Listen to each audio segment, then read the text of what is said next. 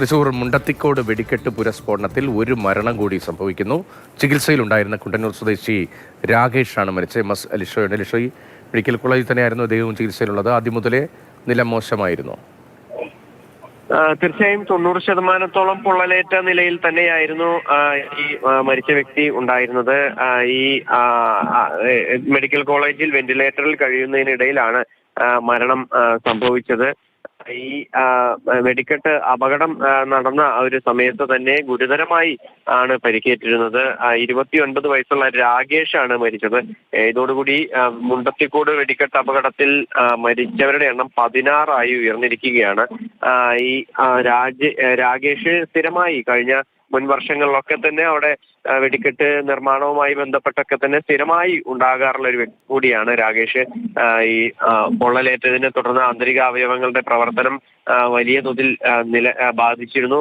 Kidney ഉൾപ്പെടെയുള്ളവ നിലച്ച അവസ്ഥയിലായിരുന്നു. Dialysis ഉൾപ്പെടെ ചെയ്തു വരികയായിരുന്നു. അതിനിടയിലാണ് മരുന്നിനോട് പ്രതികരിക്കാതിരിക്കുകയും അതിനോടൊപ്പം തന്നെ ആരോഗ്യനില വളരെയധികം വഷളാവുകയും ചെയ്തത്. ഇന്ന് രാവിലെ 9:15 കൂടിയാണ് രാകേഷിന് അന്ത്യം സംഭവിച്ചത്.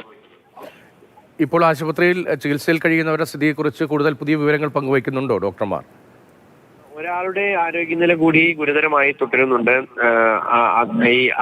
അതായത് പൊള്ളലേറ്റതിനെ തുടർന്ന് തന്നെയാണ് ഗുരുതരമായി ഇപ്പോൾ ആശുപത്രിയിൽ കഴിയുന്നത്.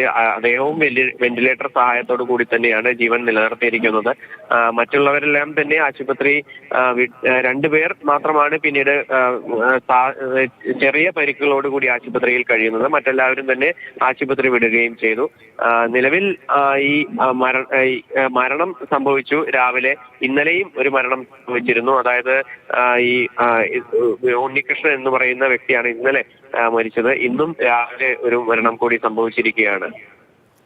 തൃശൂർ മുണ്ടത്തിക്കോട് വെടിക്കെട്ടുപുര സ്ഫോടനത്തിലാണ് ഒരു മരണം കൂടി സംഭവിച്ചിരിക്കുന്നത്. ചികിത്സയിലായിരുന്ന കുണ്ടന്നൂർ സ്വദേശി രാകേഷാണ് മരിച്ചത്. അദ്ദേഹത്തിൻ്റെ നില ഗൗരവമായി തുടരുകയായിരുന്നു. 90% പൊള്ളലേറ്റ നിലയിലായിരുന്നു രാകേഷ് ഉണ്ടായിരുന്നത്.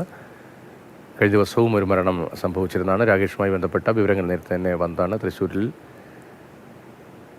എല്ലാവരുമായും വലിയ അടുപ്പമുണ്ടായിരുന്ന, എല്ലാ കാര്യങ്ങളിലും പുലികളിൽ ഉൾപ്പെടെ സജീവമായിരുന്ന ആളാണ്. അദ്ദേഹത്തിൻ്റെ മരണമാണ് ഇപ്പോൾ സംഭവിച്ചിരിക്കുന്നത്.